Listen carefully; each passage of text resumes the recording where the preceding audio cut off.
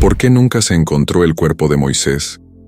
Esta es una de las preguntas que desafía el tiempo y ha sido debatida durante siglos. El enigma detrás de la historia de Moisés trasciende lo revelado en la Biblia.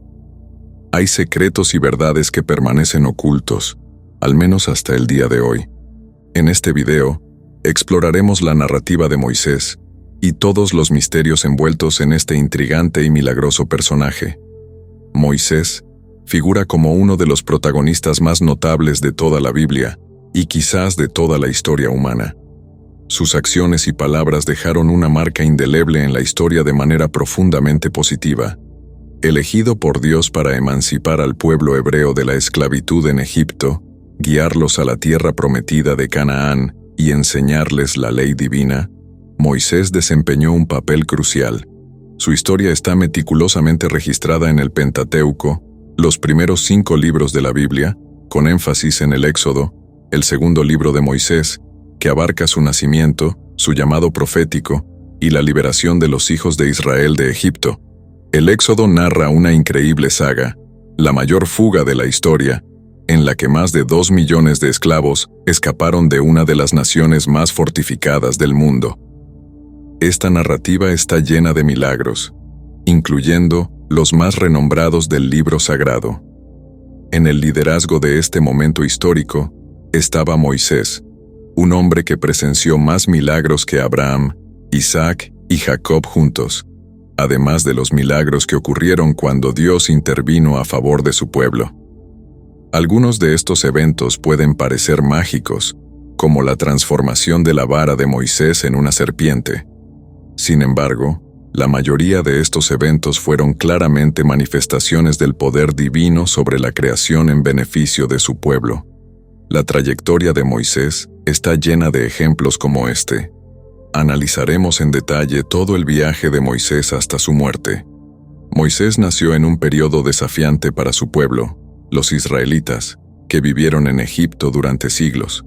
Inicialmente establecidos allí durante el gobierno de José, un antepasado de Moisés que fue gobernador de Egipto, los israelitas pasaron de una vida privilegiada a la esclavitud bajo el dominio de los faraones egipcios.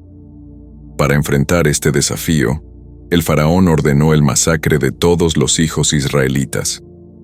Temiendo el rápido crecimiento de la población, la familia de Moisés estaba decidida a salvarlo de la muerte. Inicialmente lo ocultaron, pero pronto se dieron cuenta de la necesidad de un plan diferente.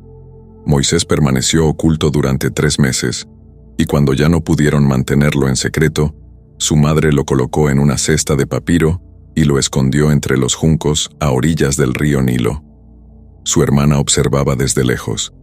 El niño fue encontrado por la hija del faraón, Ramsés II, que se estaba bañando en el río.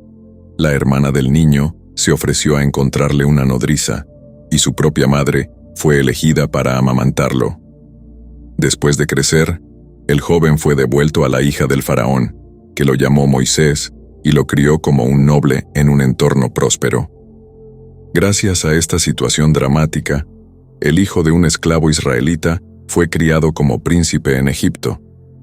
A pesar de su estatus y estilo de vida lujoso, Moisés siempre mantuvo una conexión con sus raíces y simpatizaba con sus compatriotas israelitas esclavizados. Antes de continuar, dime, ¿te está gustando la historia y quieres descubrir más misterios de la Biblia?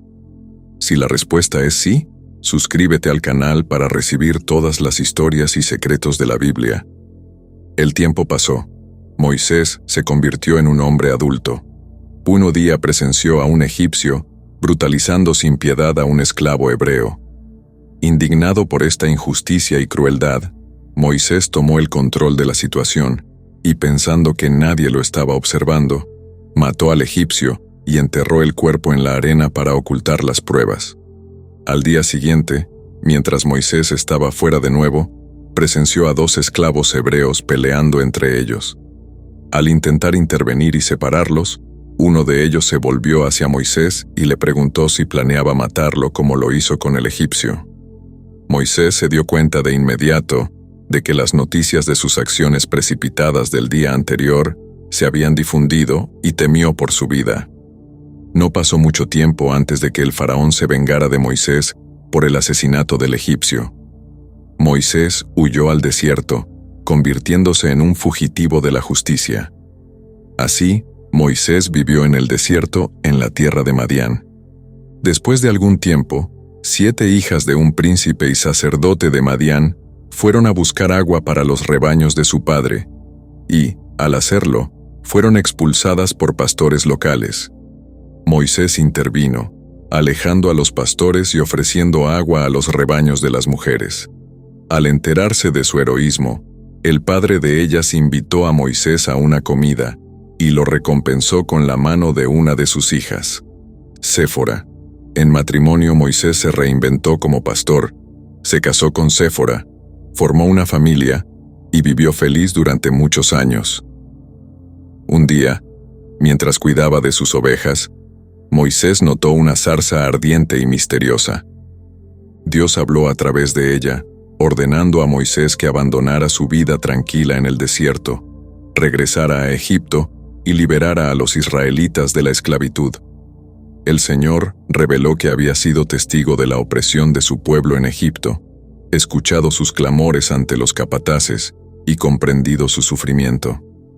Como respuesta, decidió liberarlos de las manos de los egipcios, conduciéndolos a una tierra fértil donde fluye la leche y la miel, la tierra de los cananeos, hititas, amorreos, fereceos, heveos y jebuseos.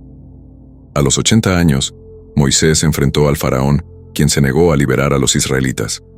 Ante la obstinación del faraón, Moisés desató sobre Egipto 10 plagas.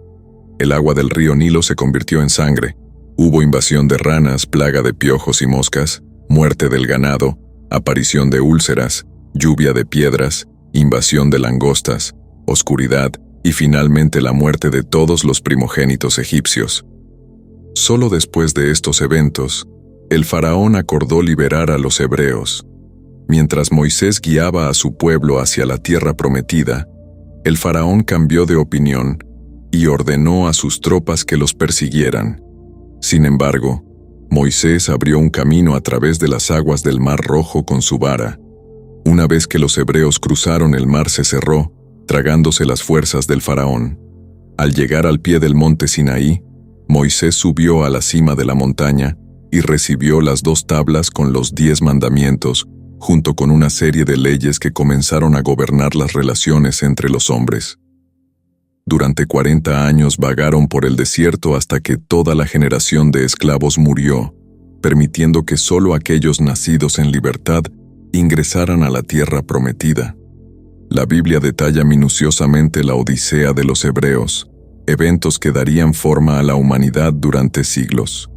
Cuando Moisés pasó de las llanuras de Moab al monte Nebo, en la cima de Pisga, frente a Jericó, el Señor le mostró toda la tierra y esta es la tierra que prometía a Abraham, Isaac y Jacob.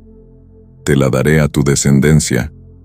Te la muestro con los ojos, pero no entrarás en ella. Deuteronomio capítulo 34. Moisés enfrentó diversas pruebas en su liderazgo en el desierto. Los israelitas eran un grupo indisciplinado e ingrato, quejándose frecuentemente a pesar de las repetidas pruebas del cuidado divino. Por sus necesidades, necesitaban instrucciones claras y efectivas. Después de una victoria militar sobre los amalecitas, acamparon al pie del monte Sinaí, donde Dios entregó a Moisés los 10 mandamientos, escritos con su propio dedo en 2 tablas de piedra. Mientras Moisés estaba en la montaña, los israelitas hicieron una estatua de un becerro de oro para adorar. Al regresar al campamento y encontrarse con el comportamiento idólatra, Moisés se enfureció. Lanzando las tablas de piedra con los 10 mandamientos, Moisés subió nuevamente a la montaña para suplicar a Dios que perdonara a los israelitas. Siguiendo las instrucciones divinas, Moisés tuvo que esculpir nuevas tablas con los 10 mandamientos. Permaneció en la montaña durante 40 días, ayunando, orando y dialogando con Dios. Al bajar finalmente de la montaña, el pueblo quedó aterrorizado, ya que su rostro irradiaba la luz de la gloria divina. Moisés fue un líder extraordinario, falleciendo mientras guiaba a su pueblo a la tierra prometida de Canaán. Incluso hoy, los judíos lo reconocen como el legislador de Israel. Sin embargo, a pesar de todas sus bendiciones, se le negó la entrada a Moisés en la tierra prometida. Debe estar preguntándose por qué. En Deuteronomio capítulo 32, Dios explica la razón por qué fuisteis rebeldes a mi palabra en las aguas de Meribá de Cades, en el desierto de Sin, porque no me santificasteis en medio de los hijos de Israel. Porque verás la tierra delante de ti, pero no entrarás en ella a la tierra que doy a los hijos de Israel. Dios mantuvo su promesa y le mostró a Moisés la tierra prometida, pero no le permitió entrar. El incidente en las aguas de Meribá está registrado en Números 20. Cerca del final de sus 40 años de peregrinación, los israelitas llegaron al desierto de Sin, donde no había agua, y la comunidad se rebeló contra Moisés y Aarón. Se postraron ante Dios y Él instruyó a Moisés y a Aarón a reunir a la asamblea y hablar a la roca de la cual brotaría agua.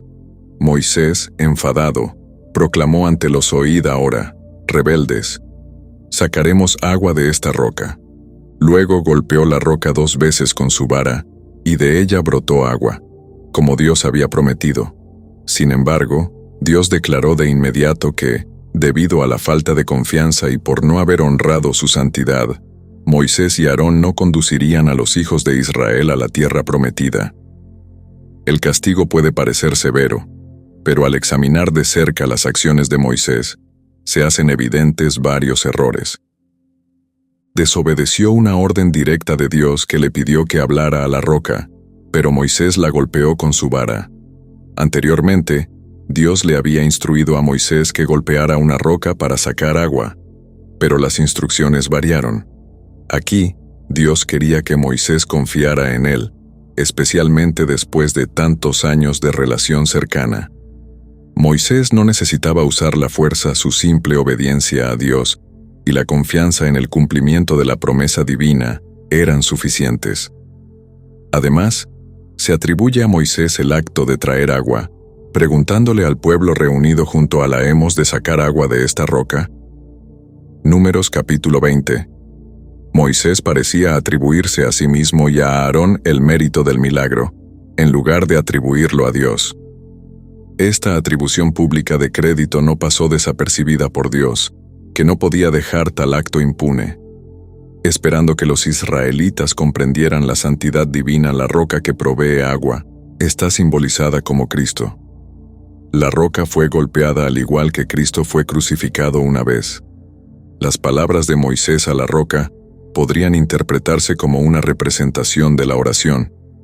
Jesús fue herido una vez y continúa ofreciendo agua viva a aquellos que oran con fe. Sin embargo, cuando Moisés golpeó la roca con ira, comprometió la tipología bíblica y de hecho, simbolizó la crucifixión de Cristo.